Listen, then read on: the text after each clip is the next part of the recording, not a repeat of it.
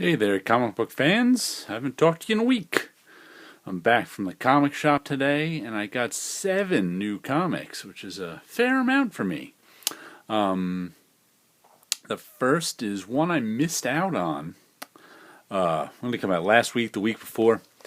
Department H by Matt Kindt and Charlene Kindt. I don't remember her being credited for this last series, but I think she was doing some of the painting on the book. This is a I haven't even opened it yet. Yes, this is Matt Kindt's watercolor style comic. So it's actually watercolors, not computer simulated watercolor. I really enjoyed Mind Management.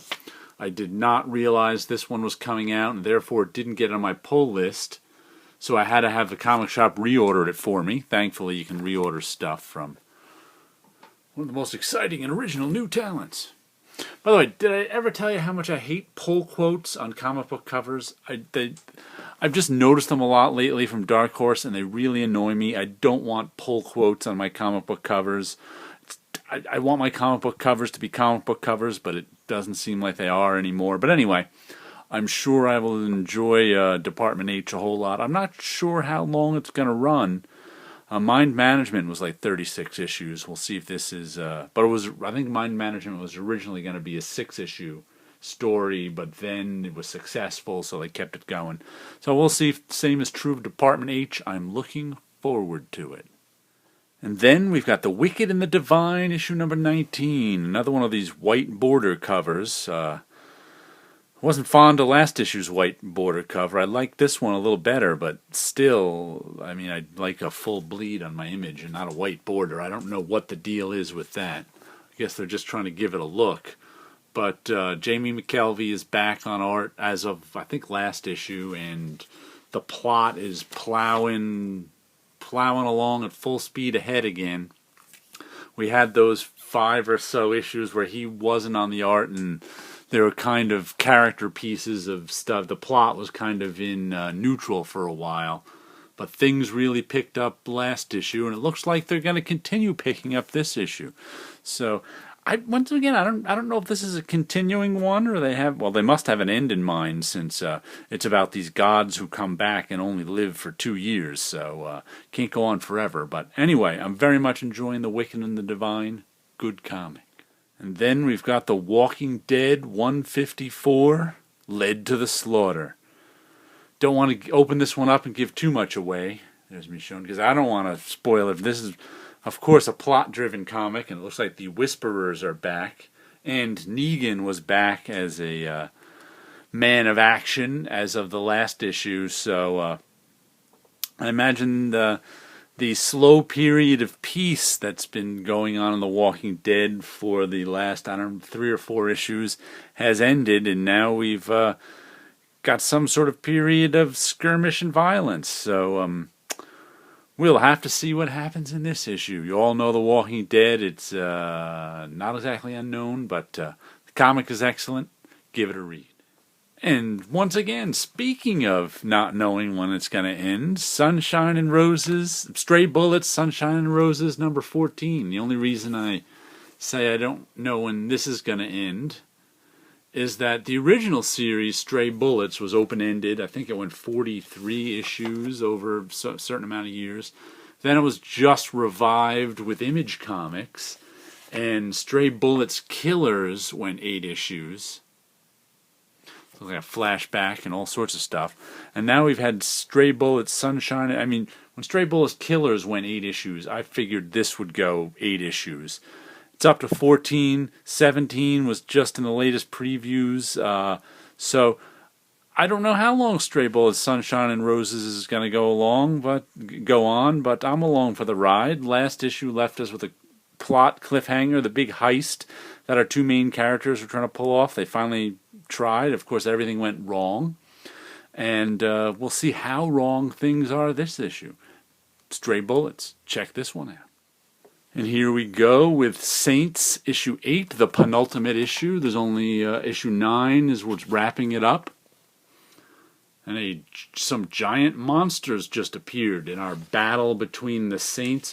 It's funny because the battle is between these reincarnated saints and Christians who want to bring about the apocalypse and the second coming. So the Christians are okay with acting as villains if it's for the greater good, and it's a really weird story so far. Last issue there was a huge battle and lots of blood, and I'm sure that's set to continue this issue. Oh, look, a nice fish skeleton on the back. I really like these sort of stained glass saints covers. This one's got a sort of Eastern art influence in that monkey face right there. But let's see if we can open up the first page. Saints, writer Sean Lewis, artist Benjamin Mackey.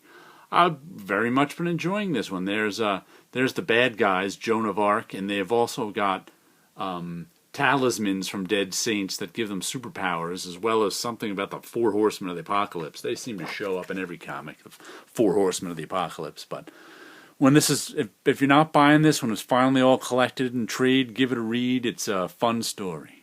And then we have Revival, issue number 39, which is, I don't know what's going to be the last issue of Revival. I just heard it was ending in 2016. But it seems we're nearing the end, because our two heroes, the woman who's a police officer in the small town and has been there since the beginning, and her sister, who's a reviver, are now kind of on the run from government forces. And it looks like I got a alternate cover that's done like an old silk, an old tapestry, which is sort of a Japanese. It's funny because the art style, of course, looks Japanese with a sword and everything. But I remember I've seen many Japanese prints, but all the tapestries I've seen are European. So it's an interesting combination, Japanese print and tapestry. But here we go with a little artwork. The crazy ghosts are around. Don't want to give away too much of our latest issue of Revival, but I'm interested to see how this is going to wind down and all play out. Is the government going to take everything over, or the revivalists going to start some side?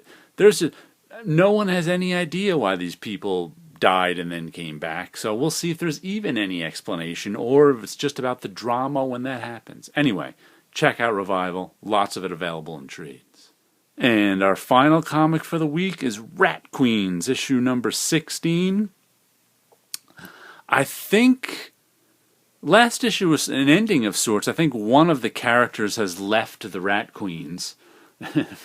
Amazing, I don't know any of their names, but they left her behind at the school that she was in trouble at, some sort of magic user character, who...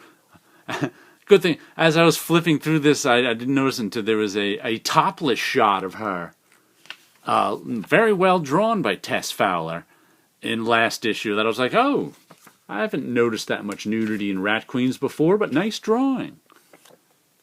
So I don't know what's up with that other character, if they're starting a new arc without her, and the other Rat Queens are going on adventures without whatever that magic user character's name is. But nice establishing shot of all the Rat Queens there. So I'm looking forward to seeing what this new story arc brings us. Check out the Rat Queens. Finally, we'll give you a little look at my background art. These are a couple of undated drawings. I really annoy myself that I didn't used to date things. I think these are from the early 2000s. I made some prints on them. This one right here is one of my earliest sort of tattooed women drawings, as I now do in my painted ladies. It's ink over blue line. You know, I drew it in pencil, printed it out this size in blue line, and then inked over it. I have to look up which print this became. I was trying to find out, but I couldn't. But I colored that and added it in with a bunch of other drawings. Same with this one. This is sort of a slender, elegant. You can see a little bit of the blue line left in the head. I guess I came up with that headpiece after And I didn't like her bald head. Once again, you see a little blue line in the hand. But other than that, it disappears underneath the black line. But those are a couple of working drawings that got worked into a couple of prints. Okay, then you guys all have a good week out there and keep reading comics.